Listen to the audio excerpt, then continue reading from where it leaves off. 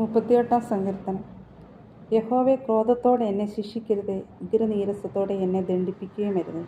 നിന്റെ അസ്ത്രങ്ങൾ എന്നിൽ തറച്ചിരിക്കുന്നു, നിന്റെ കൈ എൻ്റെ മേൽ ഭാരമായിരിക്കുന്നു. നിന്റെ നീരസഹേതുവായി എൻ്റെ ദേഹത്തിൽ സൗഖ്യമില്ല, എൻ്റെ പാപം ഹേതുവായി എൻ്റെ അസ്ഥികളിൽ സ്വസ്ഥതയുമില്ല. എൻ്റെ അകൃത്യങ്ങൾ എൻ്റെ തലയ്ക്ക് മീതെ കവിഞ്ഞിരിക്കുന്നു, ഭാരമുള്ള ചുമടുപോലെ അവ എനിക്ക് അതിഘനമായിരിക്കുന്നു. എൻ്റെ ഭോഷത്വം ഹേതുവായി എൻ്റെ വ്രണങ്ങൾ ചീഞ്ഞു നാറുന്നു. ഞാൻ കുനിഞ്ഞ് ഏറ്റവും കൂനിയിരിക്കുന്നു, ഞാൻ ഇടവിടാതെ ദുഃഖിച്ചു നടക്കുന്നു. എൻ്റെ അരയിൽ വരൾച്ച നിറഞ്ഞിരിക്കുന്നു, എൻ്റെ ദേഹത്തിൽ സൗഖ്യമില്ല. ഞാൻ ക്ഷീണിച്ച് അത്യന്തം തകർന്നിരിക്കുന്നു. എൻ്റെ ഹൃദയത്തിലെ ഞരക്കം നിമിത്തം ഞാൻ അലർന്നു. കർത്താവേ, എൻ്റെ ആഗ്രഹമൊക്കെ നിൻ്റെ മുമ്പിലിരിക്കുന്നു.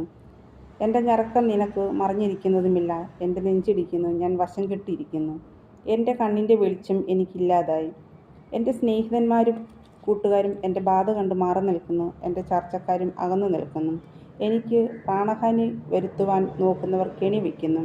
എനിക്ക് അനർത്ഥം അന്വേഷിക്കുന്നവർ വേണ്ടാതാനം സംസാരിക്കുന്നു. അവർ ഇടവിടാതെ ചതിവ് ചിന്തിക്കുന്നു.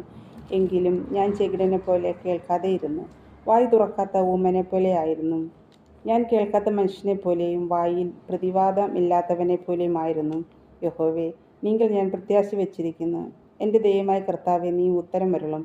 അവർ എന്നെ ചൊല്ലി സന്തോഷിക്കരുത് എന്ന് ഞാൻ പറഞ്ഞു. എൻ്റെ കാലിൽ വഴുതുമ്പോൾ അവർ എൻ്റെ നേരെ വമ്പു പറയുമല്ലോ. ഞാൻ ഇടറി വീഴുമായിരുന്നു. എൻ്റെ ദുഃഖം എപ്പോഴും എൻ്റെ മുമ്പിൽ ഇരിക്കുന്നു.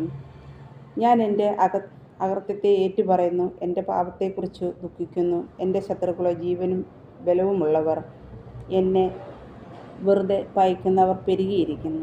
ഞാൻ നന്മ പിന്തുടരുകയാൽ അവർ എനിക്ക് വിരോധികളായി. നന്മയ്ക്ക് പകരം തിന്മ ചെയ്യുന്നു. യഹോവേ, എന്നെ കൈവിടരുതേ. എൻ്റെ ദൈവമേ, എന്നോട് അകന്നിരിക്കരുതേ.